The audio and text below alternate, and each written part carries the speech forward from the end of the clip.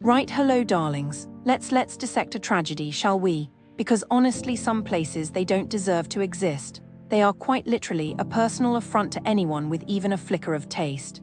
And trust me, I have flickers. I have dazzling, shimmering, ethereal flickers of taste, and this Howard Johnson Bur Dubai, it extinguished them. Utterly. You see, I come from a place where disappointment is practically a national sport.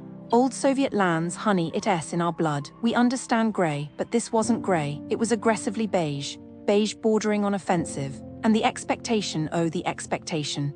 I had envisioned an oasis, a sanctuary from the sweltering Dubai heat, a place where one might sip a delicately crafted beverage and contemplate the profound beauty of existence. Instead, it was this. It began, as things often do, with a profound and deeply upsetting slowness at check-in. Oh, it wasn't mere delay, you understand, it was a performance. Two beings, ostensibly employed to facilitate the simple transaction of lodging, moved with the glacial speed of continental drift.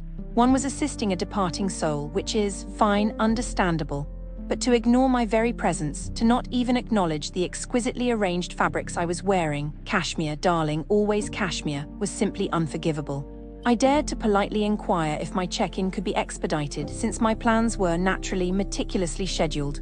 The response, a curt, perfectly symmetrical, utterly defeated, "We are busy doing check-outs now." Can you imagine? As if my time isn't valuable. As if my carefully curated schedule isn't a delicate ecosystem of appointments and aesthetic pursuits. One feels, quite instantly, one is dealing with individuals who regard hospitality as some sort of vulgar, unpleasant obligation. It isn't a service, it's a penance, a dreadful beige penance. Then the room, oh the room, though calling it a room feels generous, it was compact, claustrophobic even. A beige box designed to inspire existential dread. The walls, paper-thin, offered the auditory intimacy of a crowded marketplace. I could, with startling clarity, discern my neighbor's rather tiresome conversation about garden gnomes, I believe. Garden gnomes, honestly. It's the sheer audacity of expecting one to relax amid such banal pronouncements. Proper walls are a fundamental human right. They are, I dare say, the very cornerstone of a civilized society. And the details, my dears, the details. Basic amenities, the little touches that elevate an experience from merely functional to pleasant, were glaringly absent. No lotion, no hand wash, the sort of things one assumes are standard issue in establishments that purport to offer shelter. Just emptiness, it's symbolic, isn't it? The emptiness reflects their lack of care, of understanding of basic human decency. Then the air conditioning. Now Dubai, as you might know, is warm, exceptionally warm. The air conditioning was, shall we say, disinclined to perform its duties. A tepid breeze occasionally, but mostly just heat. A suffocating, oppressive heat that seeped into one's soul. I requested assistance, of course, and a rather sullen electrician arrived after a rather long wait. He tinkered, he frowned, he finally managed to elicit a wheezing cough from the machine, and then he left. The heat remained. I mean, honestly, it's basic physics. If something isn't working, it needs to be fixed. I explained this, but clearly that level of logic wasn't available. It's a cascading failure of systems, a complete abdication of responsibility. It begins with inadequate maintenance, blossoms into indifferent staff, and culminates in a guest sweltering in her own despair. The food. Aesthetically, it was dim. The restaurant, shrouded in a perpetual twilight, felt less like a dining establishment and more like a dimly lit waiting room for regret.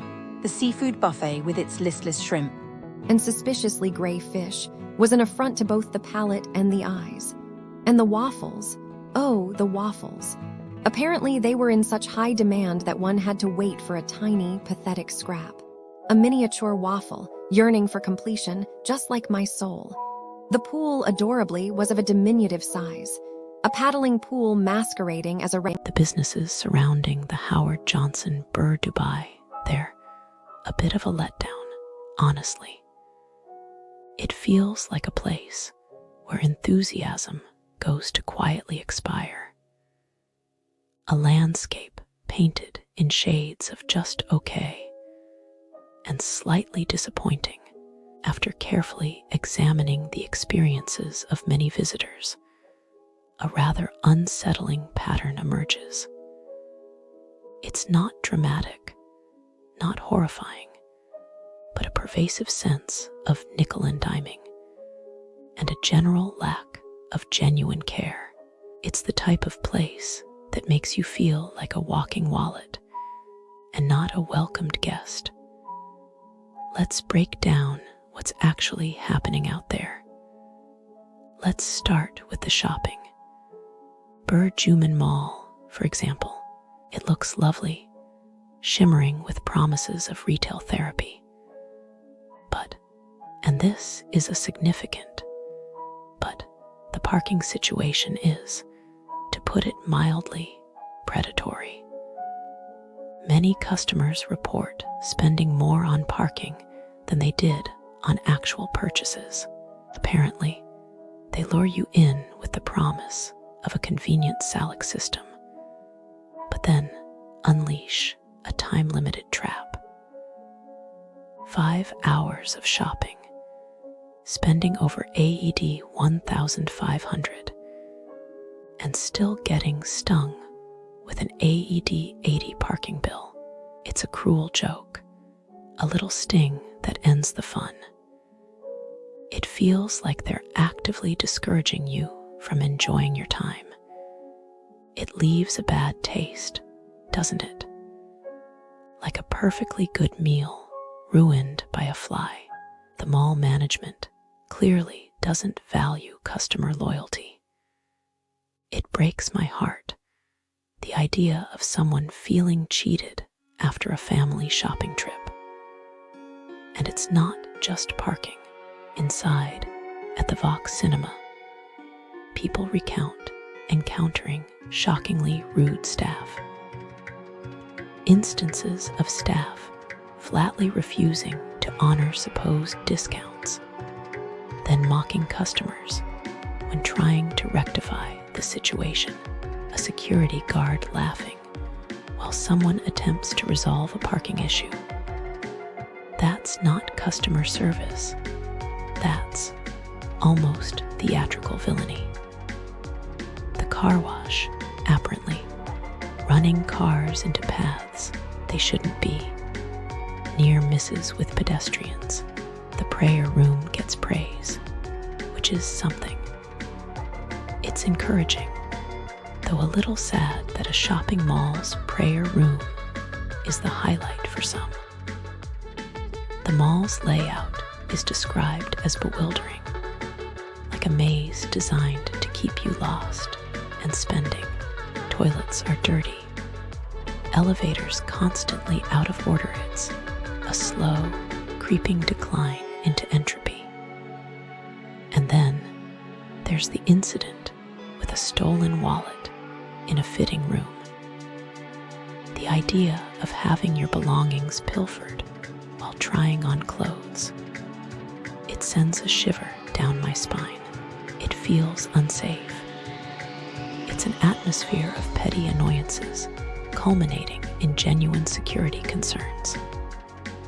Now, let's move onto the Dubai Marina area and Dreamworks Spa.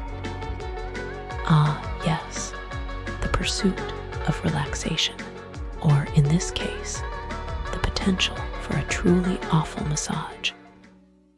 Many reviewers have detailed experiences that are less soothing balm and more aggressive kneading.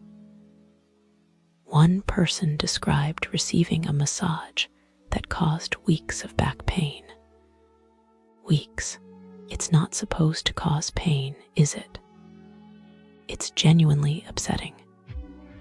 They boast 5-star service, but people have experienced masseuses working without gloves, a complete lack of ambience, and a general disregard for customer comfort. Attempts to book appointments are met with rudeness, and complaints are ignored. They bribe you to buy vouchers, and then don't honor them. The level of dishonesty makes my blood run cold. You're going there to relax, not to be scammed. And then there's the general feeling of neglect. Facilities broken, staff untrained, a pervasive sense that they simply don't care. One reviewer described a horrific experience with a hair treatment, a messy, uncomfortable ordeal. It's easy to view these things in isolation, but the frequency with which these complaints appear is the disturbing part. It's not a few isolated incidents, it suggests a systemic problem. Moving on, Barbeque Nation in Al Karama, the initial promise of a culinary adventure, quickly dissolves into a tale of overpriced mediocrity and questionable service.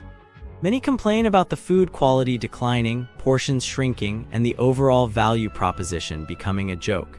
Several people mentioned a disconcerting trend of hidden charges and unexpected costs, like a surcharge on water or seemingly arbitrary minimum spends. The food is often described as tasteless, the service subpar, and the atmosphere lacking. Several reported complete disregard for seating preferences, and I shudder to think of a situation where a restaurant's action resulted in upsetting a birthday party. It's profoundly disheartening. The H-bar is another disappointment. Sparse attendance, lackluster atmosphere, and reports of shockingly rude staff. One customer detailed a particularly unpleasant encounter with a waiter named Indika. Businesses near Howard Johnson Bur Dubai, they not always what they seem, you know. Like you walk in, everything looks normal, but then poof, scammers disappear and tourists left with nothing. First one food trading scam. Like imagine you small trader, you sell chili powder, peanuts, tea. These men come acting like big business owners near Howard Johnson Bur Dubai. They give you checks, fake papers, take all your goods, then vanished. Office empty. Nobody there, police find nothing but ChatGPT email. I bet those traders cried, you know, work hard then gone. And scammers, probably laughing somewhere with the money, then supermarket heist. Broad daylight near Howard Johnson Bur Dubai area. Two masked men, they take all the cash, like 660,000 AED. But Dubai police smart, they caught them at airport. Stupid robbers thinking they can run.